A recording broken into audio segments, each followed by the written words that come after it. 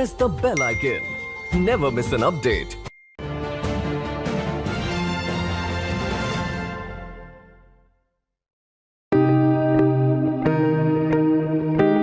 So we're talking about the Pahalgaon, like how actually they killed asking their religion. So would you Yes. like to say more about that? Because really our viewers are more interested because we don't know actually what happened. It would be really great listening and knowing the real story, what happened there.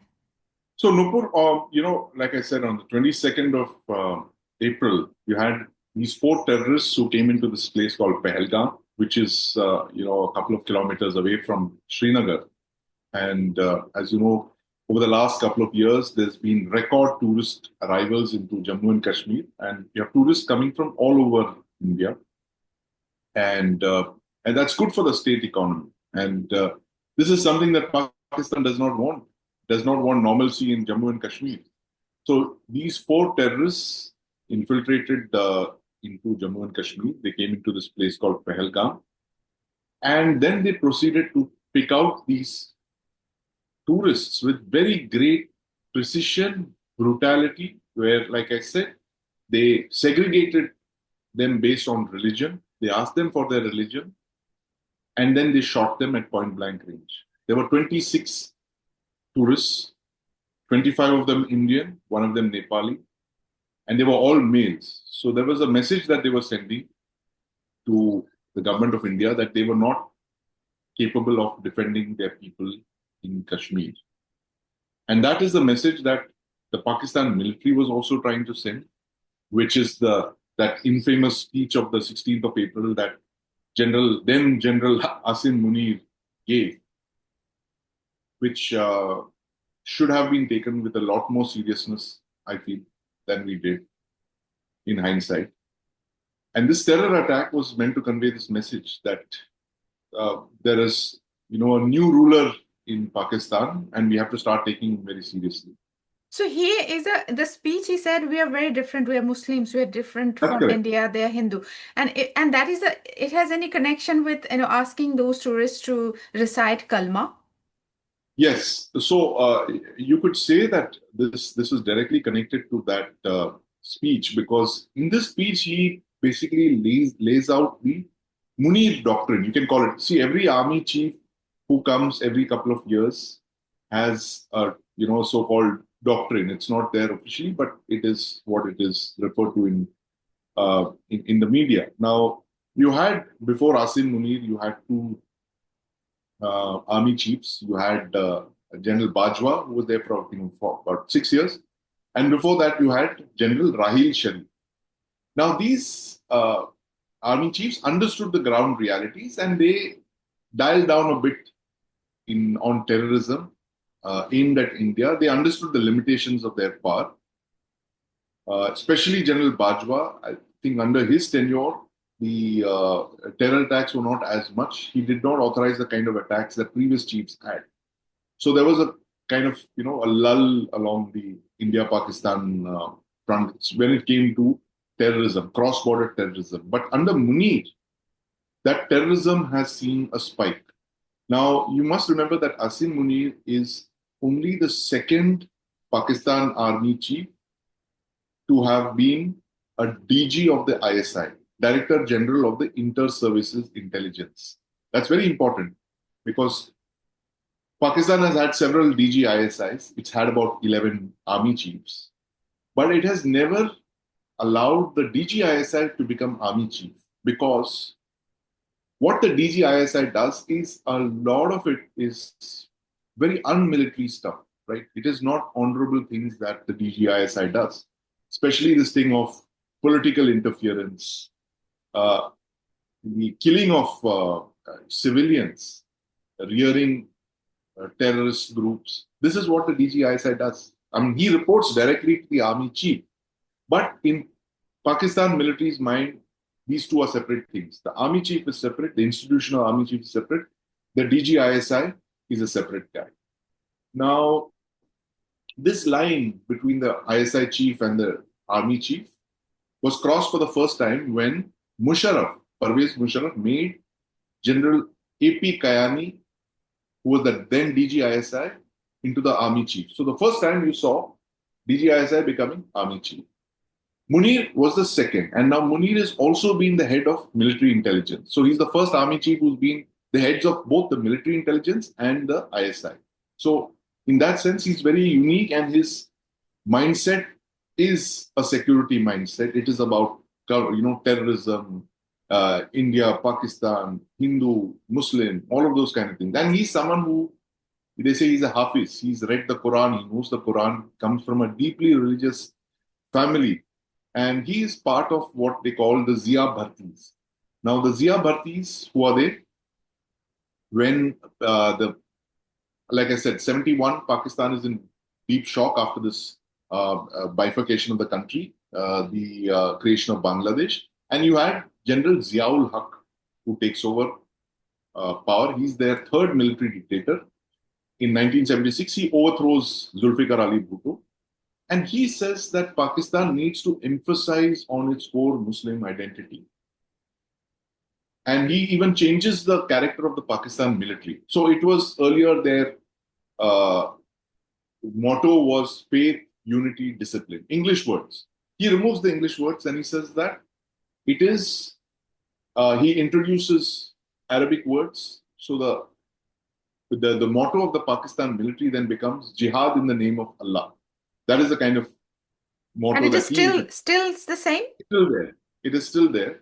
And this becomes the core identity of the Pakistan army. From a largely secular army, it becomes an Islamized army. And you have the last three chiefs who are called 𝗧𝗍𝗵𝗶s because they were commissioned into the military when Zia had brought in this heavy dose of religiosity into the Pakistan army, where they would give importance to, does the officer know about the Quran? Does he, recite it really well? How religious is he? All of those things, those kind of things started to become more important. And Munir is the third 𝗧𝗍𝗵𝗶 chief, but he is someone who knows the Quran and he believes that this is the only way for us to fight the Indians. And that speech of his on the 16th of April is very significant from that standpoint, because it is who he really is, what he thinks. Now, in the past, Pakistan army chiefs have never spoken this language of two-nation theory, Hindu-Muslims, in a way that Munir has. And if you see how close it is to Pahalgam, you can draw a direct link between his speech and Pahalgam and his notion of a hard state. He says, I want to transform Pakistan into a hard state. It is the world's fifth most populous country. It has nuclear weapons. It has a very large military. But it is living on doles. It is begging for aid, assistance. The IMF loans is what is keeping Pakistan afloat. They have no economy. 70-80% of Pakistan is dependent on agriculture. And they have chosen this path of becoming the so-called hard state, which is basically saying that we don't want to be South Korea. We want to be North Korea. Right? And this man, this so-called field marshal, is the Kim Jong-un of Pakistan. True. But why this field marshal actually, doing this?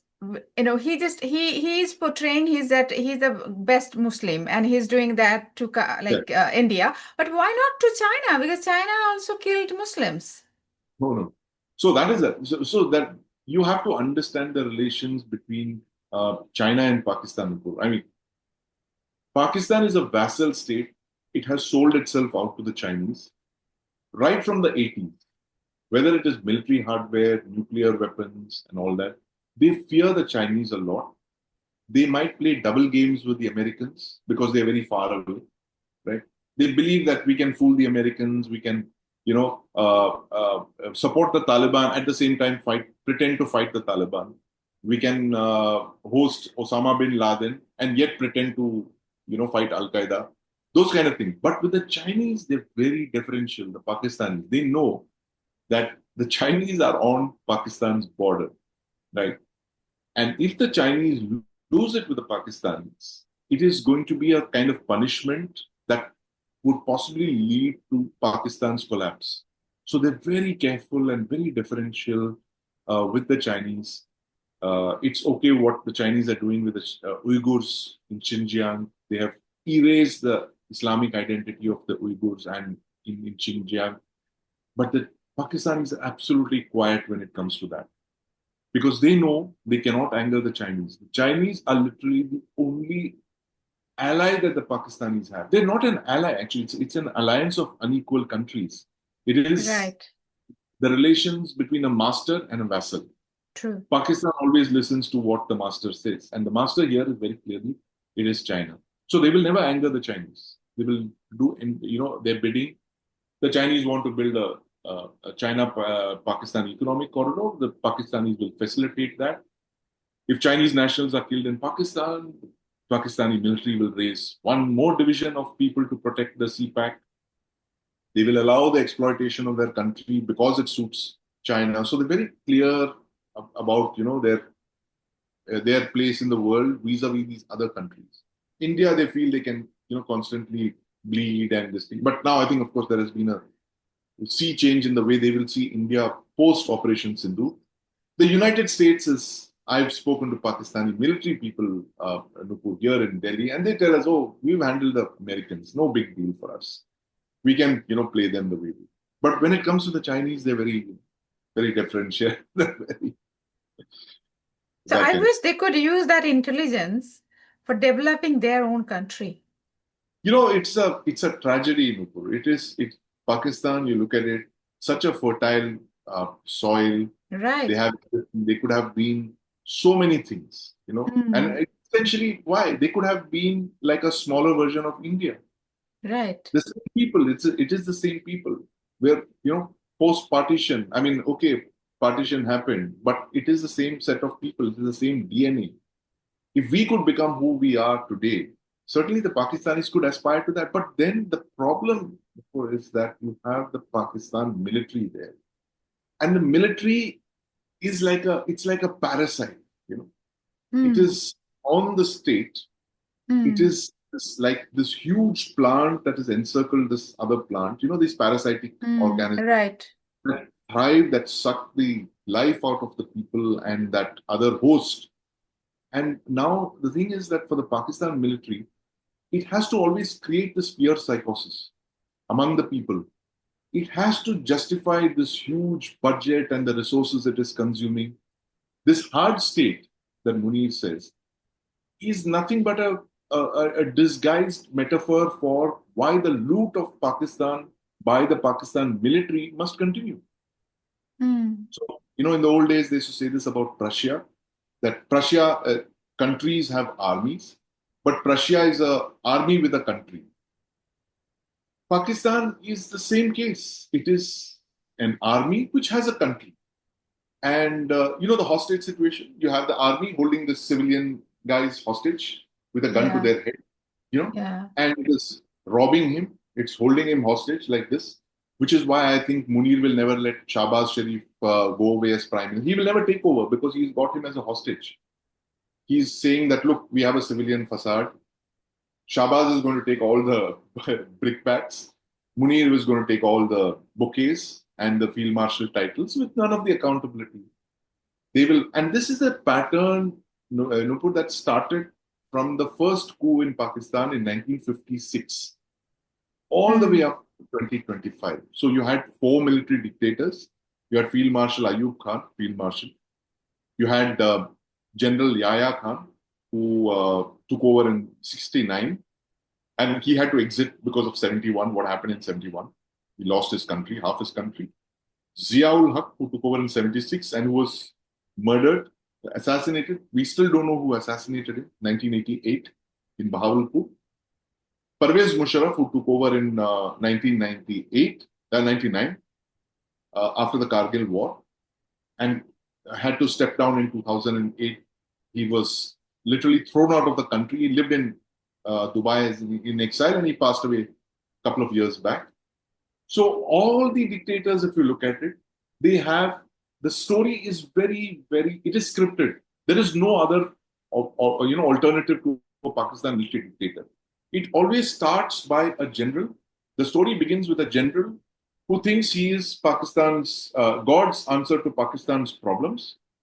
who appoints himself the military ruler. He crowns himself whatever it is. He calls Field himself the marshal or president, field marshal, dictator for life.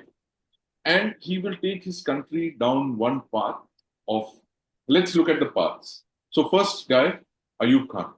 He takes over in 56. And then he wages war against India in 1965, a decade later. They lose that war.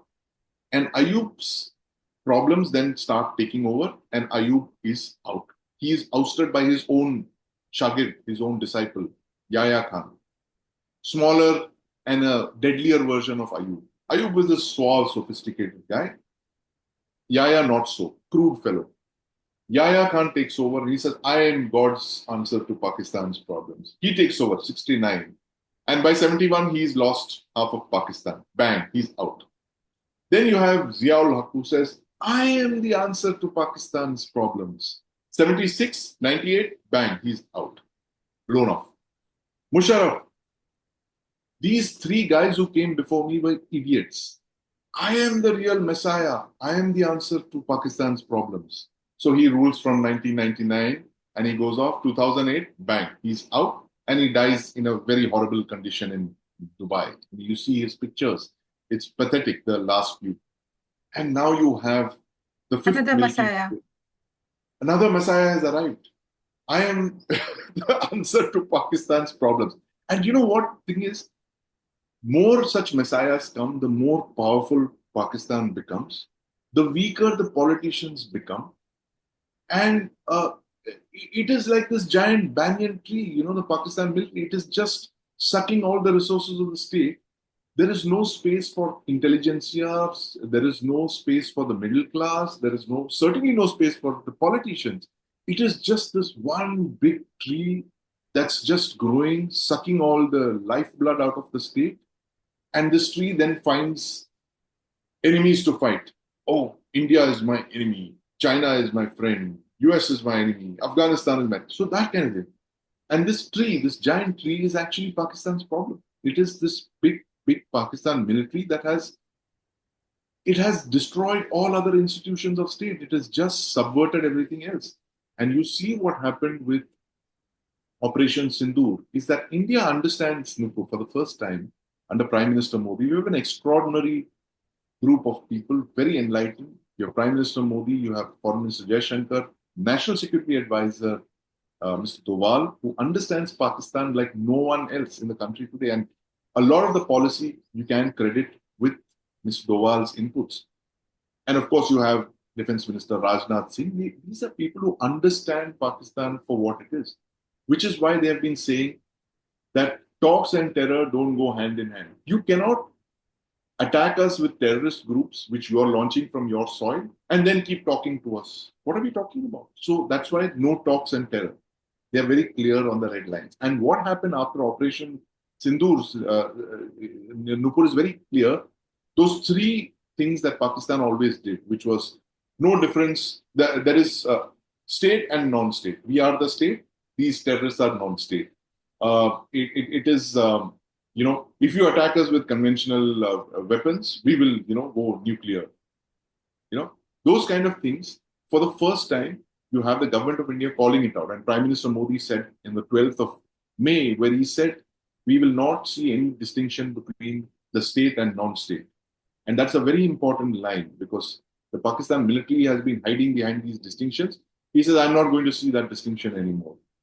Then the second most important thing is that he says that I will see an act of terror as an act of war. And that is how he has used the military, all the three arms of the military for Operation Sindoor. It's a tri-services initiative, which continues, by the way, till date. It's not been halted. It's only on pause. The armed forces are ready for any other such terror attack. And the third most important thing is that he says, I will not be deterred by nuclear blackmail.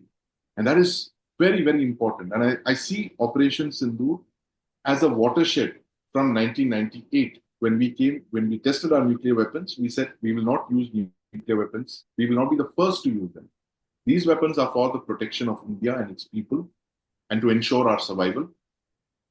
After 1998, I think this is the most important thing that he said, that I will not be deterred by any state that is threatening us with terrorists using nuclear weapons to shield them. So this Pakistan's nuclear weapons enabled strategy that they have been pursuing for almost 4 decades, it has now been challenged, it's been neutralized. So that is the importance of Operation Sindoor, really. The fact that you have India calling out these red lines. Sorry. Yeah, so definitely, we, the country, I think, being outside of country, even the insiders also, the media, people can see what actually media shows us. But there are a lot of misinformation, a lot of things we were not given, because the people who really get the information through TV especially. So ceasefire, like many people really, they are asking, like, all of a sudden the ceasefire happened and the Trump is saying that I did it, he took all the credit. Like, can you please tell us a little bit about that? Well, Nupur, the thing is that it started on the 7th of May, night of the 6th, the early morning of the 7th, when India struck at those 9 bases, Yes. terrorist camps. We very specifically said, we informed the Pakistanis after we struck, saying that we have struck only at terror camps. We have not struck at the Pakistan military. We have not struck at the civilian bases. A very important statement. Okay. But then the Pakistan military retaliated by targeting all our civilian areas and our military areas. The border areas. All across. You have 3 Indian states and 1 union territory of Jammu and Kashmir, all of them targeted by the Pakistan military, which is when India had to then start striking at Pakistan's military targets, from where these attacks came. Pakistan then struck back again. They did something extremely irresponsible that has never been done in the history of nuclear weapons, which is they fired 1 or more ballistic missiles at India. Now, no nuclear weapon state has fired a ballistic missile at another nuclear armed state, primarily because this can be construed as the launch of a nuclear weapon. Okay. This missile was fired on the 9th of May. It was fired at an Indian city, which also had an Air Force base, the city of Sirsa. We know that for a fact because that is in Haryana. Missile, yes, Sirsa in Haryana, which is 200 kilometers northwest of Delhi. Now, imagine the implication of this. A ballistic missile being fired from Pakistan is intercepted just 200 kilometers away from Delhi. It is the Pakistan military that is signaling to the Indian leadership that we will strike you with ballistic missiles. And on the 10th, you have India retaliating with the Air Force. This time, they target military infrastructure of a very high tempo in 11 locations across Pakistan, from Pakistan-occupied Kashmir in the north to the Sindh-Cholistan deserts in the south, almost 2,000 kilometers away, through airstrikes. In 23 minutes, supersonic cruise missiles have been used to strike at all of these targets, again to send a message. Now, there is reports of a nuclear weapons storage site in Pakistan being struck as well. The government has, the military spokespersons, our DGMO has denied ever targeting that strike, the nuclear weapons storage. But that is possibly what led Pakistan to go and get the Americans to intervene and say, listen, you need to save us, help us, the Indians are on a rampage and that kind of thing. So that is when they started dialing on the DGMO's hotline, which is a hotline between our Director General Military Operations and their Director General Military Operations. So that is how the United States, the Pakistan must have got the US into it. Of course, India denies that there is any US mediation. And it has clarified that there is no ceasefire as well. It's only a pause in operations. Operation Sindoor has not been called off yet, which is very significant because this operation will remain as long as Pakistan and its military will carry out strikes against India. And now the distinction is very clear. 40 years, Pakistan has had a field day saying that the Pakistan military is different from terrorists. But this time, the government of India has said there is no distinction between terrorists and the state. We will consider all of these attacks to be emanating from Pakistan military. So that is where I think the Pakistan army must be very upset with Field Marshal Munir, because he is the first man to actually own up in a way for all of these terror attacks, that all terror attacks are now not going to be directed at terrorists, but they're going to be directed at their sponsors, that the Pakistan army. So that is very important thing here. You said that this is not Operation Sindoor is not called off, it is pause. No, it's a pause. It's a pause. Okay. Yes. So that is the information actually I think we don't get properly. And the India did not say that America did it, like that ceasefire We or don't anything. acknowledge American mediation in this, and it is the government of India says that it was the operations were paused on the request of the Pakistanis. They called and they dialed down on the tensions. They said that obviously they had been shaken by the number of attacks on the 10th of May, where a number of their air bases were struck, and this was unprecedented because Nupur, the nuclear weapon armed countries have clashed only 2 times before this in a border conflict. You had the Soviet Union and China fighting in 1969, but there no ballistic missiles were fired, no air force was not used. It was just border clashes.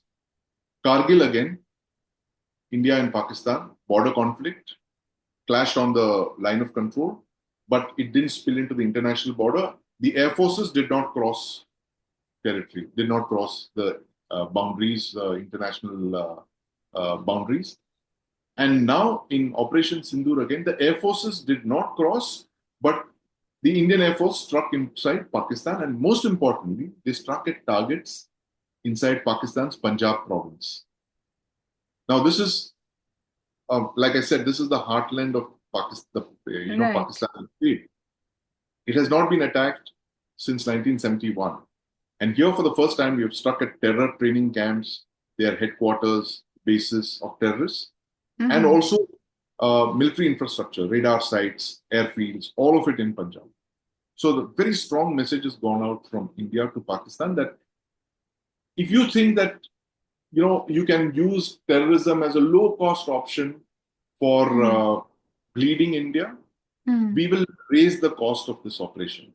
So from low-cost operation, your terrorists will incur big costs on Pakistan.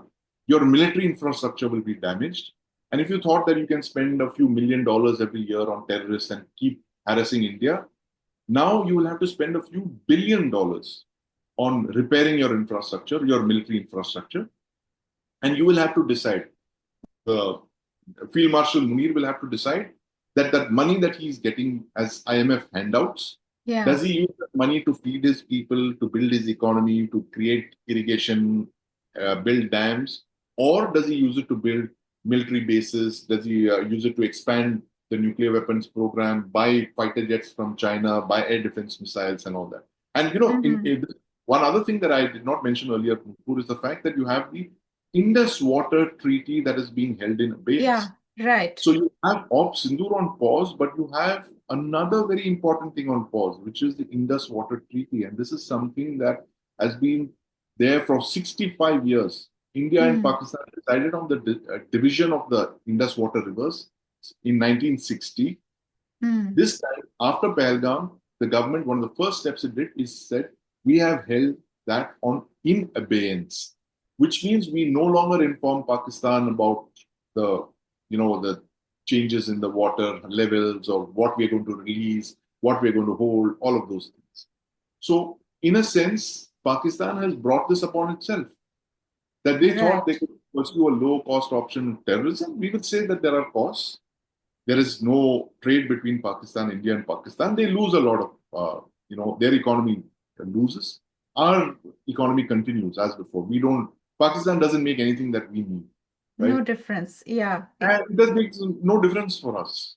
And now the waters are also on the table. So Pakistan now has to decide. It is not about the Pakistani people. It is about the Pakistan military.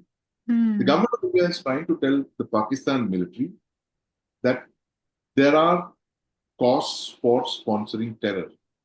If you are going to send terrorists into India to massacre our civilians like you have done for 30 years, We will raise the cost. There will be economic costs, there will be military costs for sure, and there will be other costs, political costs, there will be reputational costs. All of this will happen. So you have to choose. Do you want a hard state or do you want a normal state? Right. That's essentially the story of Operation Sindoor. Right. So I have another, I'm very curious to know, even in Pakistan, I saw that they are even celebrating that they have won it. So, what do you think? Like, why do they do that? Well, if you're in in this room that's filled with gas, and you start inhaling that, your mind is altered, and you actually start believing in this thing. Because you're in that event horizon of what is going on, and you're being fed this narrative, this propaganda that India wants to finish you and do this, and and the Pakistan military has manufactured this thing of having defeated India, which they claim to have defeated India in every one of the wars that we fought since 1947. So I don't see what's happening there, anything different from what we've been seeing in the past. Even 1971, where they lost half their country, has been spun as some great victory. You see the papers in Pakistan on the 17th of December when they surrendered. This is the largest surrender of troops, the largest public surrender of troops after the Second World War, in public, where you have the entire Pakistan military garrison that is surrendering weapons. 93,000. 93,000, which is, a lot of it was soldiers, many of them were civilians. The entire military garrison surrendered. They were taken into prisoner of war camps and they were kept there for 2 years. It's never happened on such a scale after the Second World War. See, Second World War, you saw these huge surrenders. The Empire of Japan surrendered everywhere. Nazi Germany surrendered. The Italians had surrendered much before.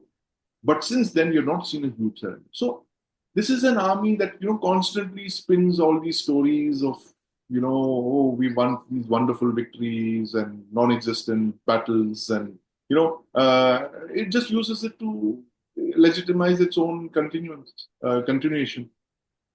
Pleasing their own people, giving them lies. And on one level, you feel very sad for what's going on.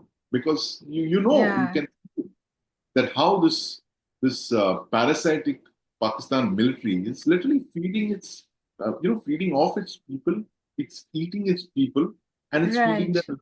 And there are generations upon generations of Pakistanis who will be born, who will know nothing but this hopeless existence that they are in. Exactly. So my last question would be, why IMF gave them loan at this time? Well, if I were to look at it, Nupur, Pakistan has made itself into a country that is too important to fail. So it always will appeal to the West. A country like this will always appeal to the West as being that ideal country that can be manipulated, that can be bought, that can be influenced, that can be persuaded. And used. It can be used. So it's a fantastic tool if you look at it geopolitically. A country like Pakistan, it's a rentier state. True. A rentier state is a state that does not have the resources to allow for its survival. And therefore, it needs other people to give it money. And in exchange for that money, it will do a lot of other things. Subscribe now and press the bell icon. Never miss an update.